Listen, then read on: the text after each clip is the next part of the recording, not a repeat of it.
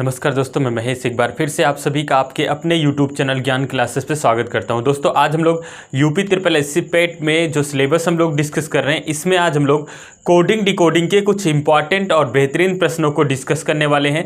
दोस्तों आज अगर आप हमारे चैनल पर नए हैं तो चैनल को सब्सक्राइब कर लीजिए, वीडियो को लाइक कर लीजिए और साथ ही साथ अपने दोस्तों को शेयर कर लीजिए। तो बिना डिले किए हम लोग बढ़ते हैं प्रश्न की तरफ। इसमें हम लोग क्या करेंगे, कोडिंग डिकोडिंग के सारे मिक्सअप प्रश्न करेंगे, यानी कि अक्षर पर और संख्याओं पर आधारित प्रश्न आपके जो सिलेबस में आने वाला है, इन्हीं पे आज हम लोग चर्चा करेंगे। मिक्सअप प्रश्नों पे प्रैक्टिस करने वाले हैं। तो चलिए दोस्तों बिना डिले किए हम लोग बढ़ते हैं प्रश्न नंबर 1 की तरफ। चलिए दोस्तों, प्रश्न नंबर 1 आपके स्क्रीन पे है। यहाँ पे माइस्टिकल को कोड किया गया है 13251920931112 से कोड किया गया है। तो डंबल की कोडिंग आपको बतानी है कि डंबल की कोडिंग क्या होगी।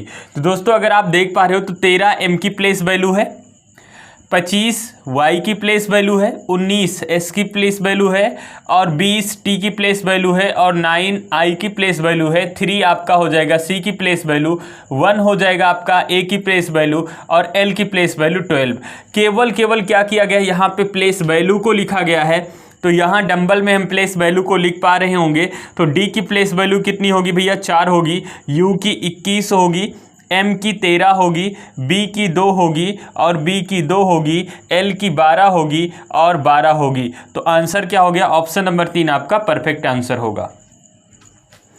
अच्छा ABCD ये जो प्लेस वैल्यू, इसका मतलब तो समझ पा रहे हो ना प्लेस वैल्यू क्या है। तो भैया आप अगर नहीं समझ पा रहे हो तो ABCDEF कहाँ तक, Z तक लिख लेना और यही बाईं ओर से नंबरिंग करना, 1 2 3 4 5 6 ऐसे। Z पे कितना हो जाएगा, 26 26 हो जाएगा। A की प्लेस वैल्यू 1 हो जाएगी, B की 2 हो जाएगी, C की 3 हो जाएगी, D की 4 हो जाएगी, E की 5, F की 6 और ऐसे Z की 26 हो जाएगी। यही आपकी प्लेस वैल्यू है। तो जो लोग पहली बार कोडिंग डिकोडिंग वगैरह पढ़ रहे हैं या पेट का एग्ज़ाम दे रहे हैं, उनको हो सकता है प्लेस वैल्यू ना पता हो। तो भैया आप अपने कॉपी में बाईं ओर से दाईं ओर ABCD लिख लो और उस पर नंबरिंग कर लो 1 2 3 4 5 6 ऐसे 26 तक। वही इनकी प्लेस वैल्यू है और 2-4 बार आप पढ़ोगे तो याद हो जाएगा। ठीक है, चलिए बढ़ते हैं प्रश्न नंबर 2 की तरफ। चलिए दोस्तों अगला प्रश्न आपके स्क्रीन पे है। आपको बताना है कि यहाँ पे राहुल को 60 से कोड किया गया, मोहन को 51 से कोड किया गया। तो उसी कूट भाषा में हम अनुराग को कैसे कोड करेंगे, आपको बताना है। तो सबसे पहले यहाँ पे लॉजिक ढूंढते हैं। R की प्लेस वैल्यू कितनी होगी भैया, 18, A की 1 और H की 8 8, U 21, L 12 होगी। इनको जोड़कर देखो तो यहाँ पे 18 हो गया, 18 एक कितना हो गया भैया, 19 हो गया। 19 और 21 जोड़ेंगे तो कितना हो गया, 40 हो गया। और 40 और 8 कितना हो गया, 48, 48 और 12 कितना हो गया, 60। यानी कि इनको सबको जोड़ने पर कितना आया, 60 आया। इतनी बातें समझ पाए। अब M की प्लेस वैल्यू कितनी होगी, 13 होगी और O की कितनी होगी, 15 होगी, H की 8 होगी, A की 1 होगी और N की 14 होगी। इनको जोड़कर देखो तो इनको अगर जोड़ेंगे तो यहाँ पे भैया 15 और 13 कितना हो गया, 15 13 आपका हो गया 28, 28 और 8 कितना हो गया, तो 28 और 2 30, 6 36 हो गया। 36 4 40, 10 50, 1 51। इनको जोड़ने पर टोटल कितना हो गया, 51 आ गया। यहाँ पे जोड़े तो 60 आ गया, यहाँ पे जोड़े तो 51 आ गया, इसके बराबर। इसका मतलब अनुराग का जो आंसर निकालना है, इन्हीं के प्लेस वैल्यू को जोड़ देना है। A की प्लेस वैल्यू 1, N की 14 होगी, U की 21 होगी, R 18 होगा, A 1 होगा, G 7 होगा। इनको जोड़ो तो जरा, इनको जोड़कर देखो कितना होगा। तो 14 1 कितना हो गया, 15 हो गया। अच्छा 14 1 15 हो गया। 15 और 21 कितना हो गया, तो 15 1 16 और 16 और 20 कितना हो गया, 36 हो गया।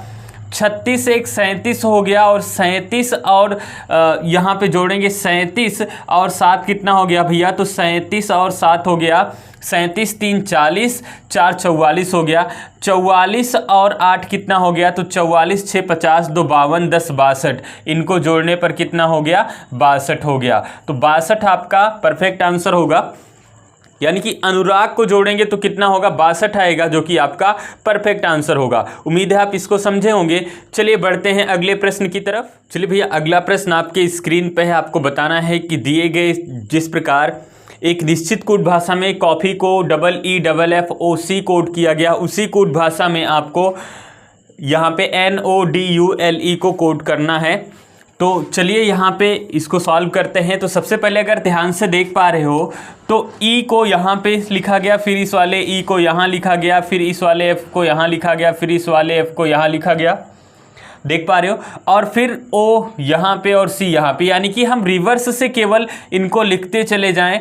इनका पोजीशन चेंज हुआ है। क्या चेंज हुआ है? पोजीशन। सारे के सारे लेटर वही हैं, बस यहाँ रिवर्स से हम लिख दें तो यहाँ पे E लिख दिए, उसके बाद क्या हो गया, L हो गया, फिर क्या हो जाएगा भैया, U हो जाएगा, फिर D हो जाएगा, और फिर O हो जाएगा, और फिर N हो जाएगा। यही आपका आंसर हो गया। ELUDON आपका परफेक्ट आंसर होगा। उम्मीद है आप इसको भी समझे होंगे। चलिए फिर बढ़ते हैं अगले प्रश्न की तरफ।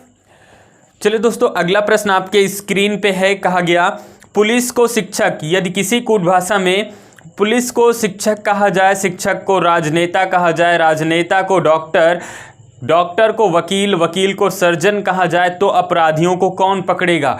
अच्छा, एक्चुअल फैक्ट में देखो, यहाँ पे सबसे पहले आप एक्चुअल फैक्ट देखोगे तो नीचे वाली लाइन पे पढ़ना एक्चुअल फैक्ट क्या है। कहा गया अपराधियों को कौन पकड़ेगा, तो अपराधियों को कौन पकड़ता है भैया? तो पुलिस पकड़ती है ना। अपराधियों को पुलिस पकड़ती है, तो पुलिस को देखो क्या बोला गया, कहा गया पुलिस को क्या बोला गया, आप जरा देखो तो यहाँ पे पुलिस को शिक्षक कहा गया। क्या कहा गया है? पुलिस को शिक्षक। एक्चुअल में अपराधियों को पुलिस पकड़ती है, तो हमारा आंसर है पुलिस नहीं होगा 3 नंबर। पुलिस को किससे कोड किया गया, यानी कि पुलिस को क्या कहा गया है, वही आपका आंसर होगा।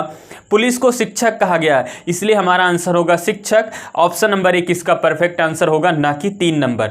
कभी कभी जल्दबाजी में हम गलती कर देते हैं, जैसे पूछा गया अपराधियों को कौन पकड़ेगा, तो हमारा आंसर होगा पुलिस, तो हम टिक करके आगे बढ़ जाएंगे, जो कि गलत होगा भैया। एक्चुअल फैक्ट तो ठीक है, पुलिस अपराधियों को कौन पकड़ेगा, तो पुलिस पकड़ेगी, लेकिन पुलिस को किससे कोड किया गया है, तो पुलिस को शिक्षक कहा गया है, इसका मतलब अपराधियों को शिक्षक पकड़ेगा, ना कि पुलिस। ऑप्शन नंबर 1 इसका परफेक्ट आंसर होगा। उम्मीद है आप इसको समझे होंगे। चलिए बढ़ते हैं अगले प्रश्न की तरफ। चलिए दोस्तों प्रश्न आपके स्क्रीन पे है, आपको बताना है एक निश्चित कूट भाषा में JOSE को KLE को POS वाइट कार, पॉस वाइस कार लिखा गया है। MOSE SUT FEO को ब्लैक और वाइट किया गया है, तो आपको बताना है वाइट के लिए कोड क्या होगा। ऐसे प्रश्नों में करते क्या हैं, कॉमन शब्द ढूंढते हैं। अगर वाइट के लिए कोड चाहिए तो वाइट देखो कहाँ कहाँ पे है, तो आप कहोगे वाइट तो मिल गया सेकंड वाले में और वाइट मिल गया फर्स्ट वाले में। अच्छा, पहले और दूसरे में और कोई शब्द तो कॉमन नहीं है, केवल वाइट कॉमन है, तो इसका मतलब अगर पहले दूसरे में वाइट शब्द कॉमन है भैया, तो यहाँ पे पहले और दूसरे में वाइट के लिए कोई ऐसा कोड होगा जो कॉमन होगा। तो ऐसा कोड ढूंढो जो दोनों में हो, तो दोनों में कौन सा कोड हुआ, MOSE, तो वाइट का कोड क्या हो गया, MOSE। ऑप्शन नंबर 3 इसका परफेक्ट आंसर होगा, MOSE। बहुत इजी है ना, बहुत इजी है आपका। उम्मीद है आप इसको समझे होंगे।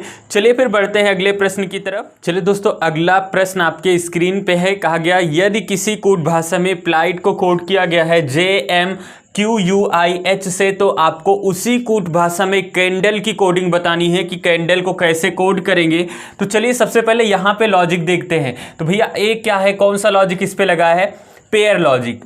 पेयर लॉजिक कितने प्रकार के होते हैं, तो पेयर लॉजिक देखो भैया, कभी कभी 2 का पेयर बनेगा।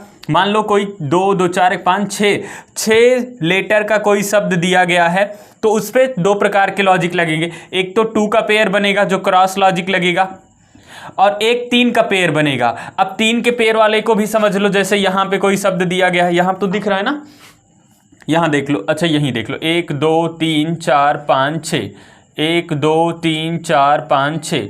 अब जो आपका 3 पेयर होगा, 3 के पेयर में एक खास बात होगी, बीच वाला फॉरवर्ड होगा और 2 क्रॉस होगा, बीच वाला फॉरवर्ड होगा 2 क्रॉस होगा। तो जो पेयर लॉजिक होगा या तो 2 का पेयर बनेगा या तो 3 का पेयर बनेगा। अब प्लस माइनस वही हो रहा होगा जो पहले होता था, यानी कि +1 1 हो सकता है, +2 2 हो सकता है, +3 3 हो सकता है, या -1 1 हो सकता है, या -2 2 हो सकता है, या कॉम्बिनेशन हो सकता है, एक बार प्लस हो फिर माइनस हो फिर प्लस हो फिर माइनस हो। अब चलो यहां पे देखते हैं। तो सबसे पहले ध्यान से देखो, प्लेस वैल्यू तो याद है ना, 16 12 9 7 8 20 10 13 17 21 9 8। 9 से कितना हुआ, 10 हुआ, +1 हुआ, 12 से 13 हुआ, +1 हुआ, 16 से 17 +1 हुआ, यानी कि 3 के पेयर में +1 हुआ है। यहां पे देखो 20 से 21 हुआ +1, 8 से 9 हुआ +1 और 7 से 8 हुआ +1, यहां भी 3 के पेयर में +1 हुआ है। तो यहां अब आंसर दो भैया। तो 14 1 कितना होगा, 15, और 15 का मतलब हो गया O। 1 में 1 जोड़ोगे 2 का मतलब B हो गया, और 3 में 1 जोड़ोगे 4 का मतलब D हो गया। अब इन 3 के पेयर में लॉजिक लगाओ। 4 यहाँ पे E का मतलब 5, 5 में 1 जोड़ोगे 6 का मतलब F, 12 में 1 जोड़ोगे 13 का मतलब M, और यहाँ D का मतलब 4, 4 में 1 जोड़ोगे 5 का मतलब E। तो आंसर हुआ OBDFME। समझ पाए इसको? आंसर क्या हुआ, OBDFME। उम्मीद है आप इसको भी समझे होंगे। चलिए फिर बढ़ते हैं अगले प्रश्न की तरफ। चलिए दोस्तों, अगला प्रश्न आपके स्क्रीन पे है। आपको बताना है कि दिए गए शब्द की कोडिंग क्या होगी। किसी कूट भाषा में यहाँ पे टर्की की कोडिंग दी गई है USUGJS, तो आपको PARIS की कोडिंग बतानी है। तो चलिए इसको सॉल्व करते हैं। तो यहाँ पे सबसे पहले प्लेस वैल्यू आप देखोगे 20 होगी, 21 होगी, 18 और 11 और 5 और 25। तो 21 19 21 7 और 10 और 19। अब इसको सॉल्व करते हैं। देखो सबसे पहले क्या हुआ है, 20 से 21 हुआ, +1 हुआ। इसी प्रकार 21 से 19 हो गया तो आप कहोगे -2 हो गया। 18 से 21 हो गया तो +3 हो गया, और 11 से 7 हो गया तो -4 हो गया। इसी प्रकार 5 से 10 हो गया तो +5 हो गया, और 25 से 19 हो गया तो -6 हो गया। कहानी तो समझ में आ गई होगी। +1 -2 +3 -4 +5 -6। तो अब यहाँ पे आंसर देना है। तो सबसे पहले +1 करोगे तो यहाँ 16 1 कितना हो गया भैया, 17, और 17 का मतलब क्या होगा, Q हो गया। फिर -2 करना है। यहाँ +1 करोगे, -2 करोगे, फिर +3 करोगे, फिर -4 करोगे, और फिर प्लस में 5 करोगे। -2 करोगे, 1 से तो -2 हो नहीं सकता, क्या करोगे, इसको मानोगे 27, और 27 से 2 माइनस करोगे 25 बचेगा, Y हो गया। 18 3 21 का मतलब क्या हो गया, U हो गया, और 9 से -4 करोगे तो 5 का मतलब E हो गया, और 19 5 कितना हो गया, 24 का मतलब X हो गया। तो आंसर क्या हो गया भैया, QYUEX आपका परफेक्ट आंसर होगा। आंसर क्या हुआ, QYUEX आपका परफेक्ट आंसर होगा। उम्मीद है आप इसको समझे होंगे। चलिए फिर बढ़ते हैं अगले प्रश्न की तरफ। चलिए दोस्तों, अगला प्रश्न आपके स्क्रीन पे है। कहा गया किसी कूट भाषा में रोम को कोड किया गया है ILNV में, तो उसी कूट भाषा में टोक्यो की कोडिंग क्या होगी आपको बताना है। तो अगर दोस्तों यहाँ पे देख पा रहे हो तो प्लेस वैल्यू जो यहाँ पे R का अपोजिट लेटर I होता है, O का L होता है, तो अपोजिट लेटर लिखा गया। अच्छा, अपोजिट लेटर जिनको नहीं याद है लिख लेना, U love by shirt G PK QJ, यहाँ तक लिख दें QJ। 2 2 का पेयर बना लेना। U का अपोजिट F होगा, F का U होगा, L का O होगा, O का L होगा, V का E होगा, E का V होगा, B का Y होगा, Y का B होगा, S का H होगा, H का S होगा, I का R होगा, R का I होगा, T का G होगा, G का T होगा, P का K होगा, K का P, और Q का J, J का Q होगा। जो लेटर बच गए हैं, A का अपोजिट लेटर Z होता है, B का हो चुका है, C का X होता है, D का W होता है, और M का N होता है। टोटल 26 का अपोजिट लेटर हो गया है। आप इसको याद कर लेना, नहीं याद है तो आराम से आपको अपोजिट लेटर याद हो जाएगा। चलिए अब निकालते हैं। देखो R का अपोजिट लेटर I, O का L, M का N, E का V। तो T का बताओ, T का अपोजिट लेटर क्या होता है भैया? T का G होता है। O का क्या होता है? तो L होता है। K का क्या होगा? P होगा। Y का क्या होगा? तो B होगा। O का क्या होगा? L होगा। यही आपका आंसर हुआ GLPBL। उम्मीद है आप इसको समझे होंगे। अपोजिट लेटर नहीं याद है तो इसको याद कर लेना अच्छे से, 2-3 बार पढ़ना, याद हो जाएगा। चलिए बढ़ते हैं फिर अगले प्रश्न की तरफ। चलिए दोस्तों, अगला प्रश्न आपके स्क्रीन पे है। कहा गया यदि इट को 55 लिखा जाता है, 58 लिखा जाता है, दिस को 224 लिखा जाता है, तो उसी कूट भाषा में कैट को क्या लिखा जाएगा? आपको बताना है कि उसी कूट भाषा में कैट को क्या लिखेंगे। तो चलिए इसको सॉल्व करते हैं। तो आई की जो प्लेस वैल्यू होगी वो 9 होगी और 20 की कितनी? टी की 20 होगी। तो 20 और 9 जोड़ेंगे भैया, तो 20 प्लस 9 जोड़ेंगे, कितना हो गया? 29 हो गया। और हमें पता है 58 हुआ है तो इसका मतलब 2 से गुना हुआ है।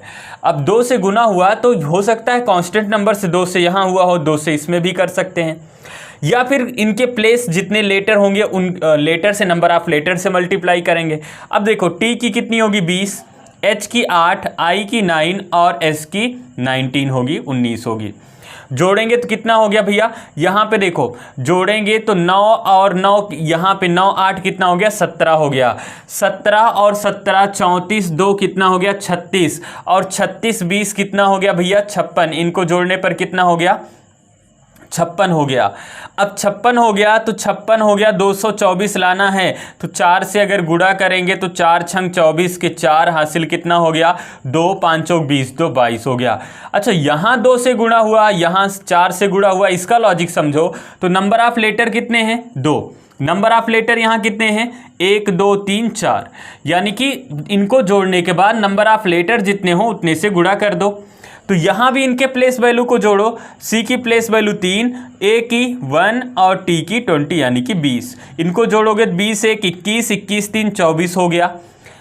कितने लेटर हैं? तो 1 2 3 लेटर हैं, तो 3 से गुना करोगे, 24 3 कितना हो गया? 72 हो गया। तो 72 इसका परफेक्ट आंसर होगा। इसका परफेक्ट आंसर कितना हुआ भैया? 72 इसका परफेक्ट आंसर होगा। उम्मीद है आप इसको समझे होंगे। चलिए फिर बढ़ते हैं अगले प्रश्न की तरफ। चलिए दोस्तों, अगला प्रश्न आपके स्क्रीन पे है।